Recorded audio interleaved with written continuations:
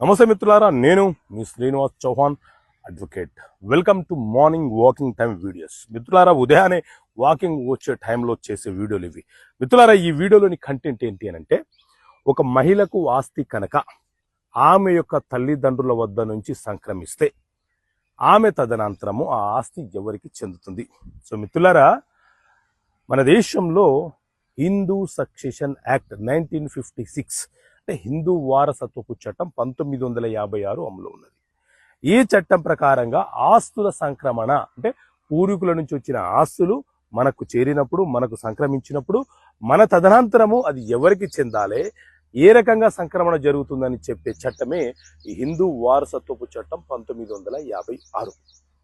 ఇందులోని సెక్షన్ 15 ఏం చెప్తుంది అని అంటే, ఒక మహిళకు ఆస్తి అనేది 2 రూపాలలో వచ్చే అవకాశం ఉంటుంది. ఒకటి, ఒక మహిళకు ఆస్తి కనుక ఆమె యొక్క తల్లి లేకపోతే తండ్రి వద్ద నుంచి వచ్చింది అనుకోండి, ఆమె బ్రతికి ఉన్నన్ని రోజులు ఆస్తిని ఆమె అనుభవించవచ్చు.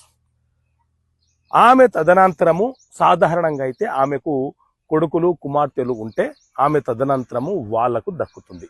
భర్త ఉంటే భర్తతో పాటు కొడుకులు కుమార్తెలకు దక్కుతుంది. ఒకవేళ వీళ్ళెవ్వరూ లేకపోతే, కొడుకులు కుమార్తెలు భర్త వీళ్ళెవ్వరూ లేకపోతే ఆ ఆస్తి ఎవరికి దక్కుతుంది? భర్త తరపున వాళ్ళకు వెళ్తుందా అని అంటే ఇది చాలా సందిగ్ధమైనటువంటి ప్రశ్న.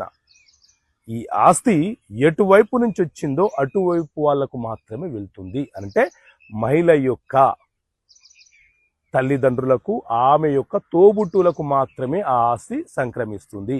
అంతే తప్ప భర్త వైపు ఉన్న వాళ్లకు ఆ ఆస్తి దక్కదు. అంటే ఆ మహిళకు ఆస్తి ఆమె తల్లిదండ్రుల వద్ద నుంచి వచ్చింది కాబట్టి ఆమెకు పిల్లలుంటే వాళ్ళు అనుభవించేవాళ్ళు, వాళ్ళు లేరు కాబట్టి తిరిగి ఆ ఆస్తి ఆమె యొక్క తల్లిదండ్రులకు లేదా ఆమె యొక్క తోబుట్టులకే దక్కుతుంది. అదేవిధంగా ఆస్తి అనేది మహిళకు భర్త తరపున కానీ లేకపోతే మామయ్య వద్ద నుంచి వచ్చింది అనుకోండి, ఆమెకు పిల్లలుంటే వాళ్ళు అనుభవిస్తారు. వాళ్ళు లేకపోతే అంటే ఆమెకు వారసులు లేకపోతే ఆ ఆస్తి ఆమె తనకు నచ్చిన వ్యక్తులకు ఇచ్చేస్తాను, అడాప్షన్ తీసుకుని వాళ్ళకి ఇచ్చేస్తాను, మా అక్క చెల్లెకి ఇచ్చేస్తాను, మా తల్లిదండ్రులకు ఇచ్చేస్తాను అంటే చెల్లుబాటు కాదు. ఆ ఆస్తి తిరిగి ఆమె భర్త యొక్క సిబ్లింగ్స్, తోబుట్టులు ఎవరైతే ఉన్నారో వాళ్లకు లేకపోతే భర్త యొక్క తల్లిదండ్రులకే చెందుతుంది. ఓకే మిత్రులారా, థ్యాంక్ యూ. జై హింద్.